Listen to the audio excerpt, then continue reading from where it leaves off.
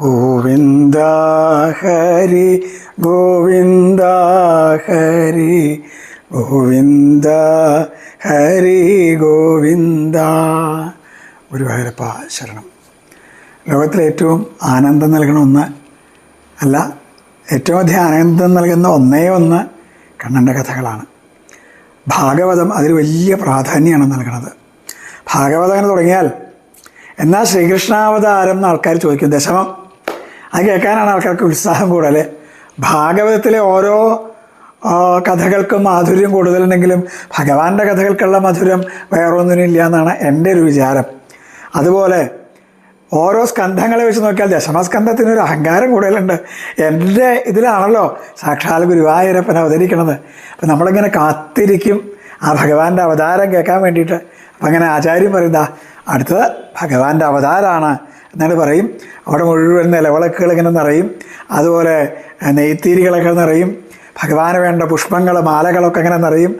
ആ സമയത്ത് നമ്മളെല്ലാവരും തൊഴുത് പിടിച്ചുകൊണ്ട് നിൽക്കുമ്പോൾ അധ സർവഗുണോപേത കാലപരമശോഭന എന്ന് തുടങ്ങുമ്പോഴേക്കും നമ്മുടെ മനസ്സിൽ എന്തെന്നില്ലാത്തൊരു ആർദ്രതയാണ്, എന്തെന്നില്ലാത്ത സന്തോഷമാണ്.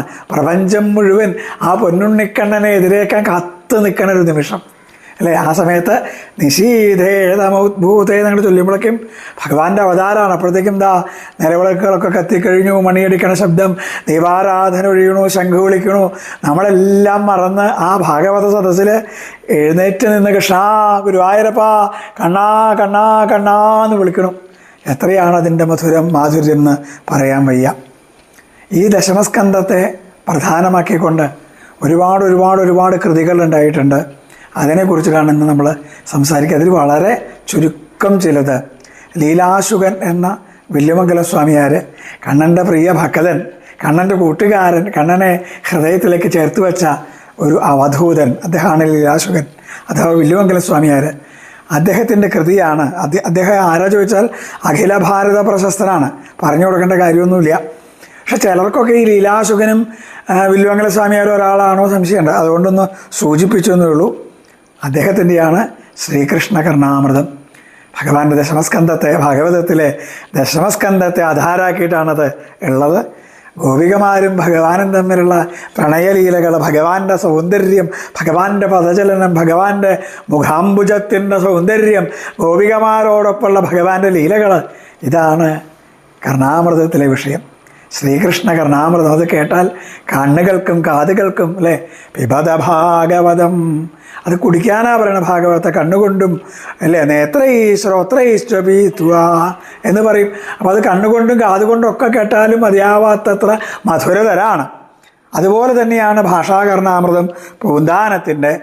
അദ്ദേഹം ഇപ്പോൾ പിന്നെ ഭഗവാന്റെ ബാലലീലകളും അതിൽ ഉൾപ്പെടുത്തി തന്നെയുള്ളൂ. അതും ഈ ദശമത്തെ തന്നെയാണ് ആധാരാക്കുന്നത്.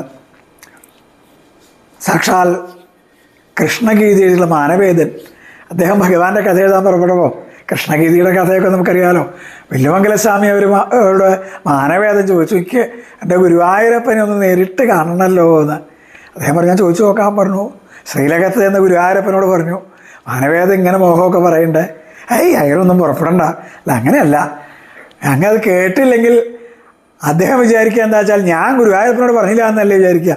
അങ്ങ് ഒന്ന് ശ്രമിക്കണേ, ഒന്ന് കാട്ടിക്കൊടുത്തോളൂ, അതിനെന്താ ഇപ്പം ഇത്ര വിഷമം എന്ന് ചോദിച്ചു.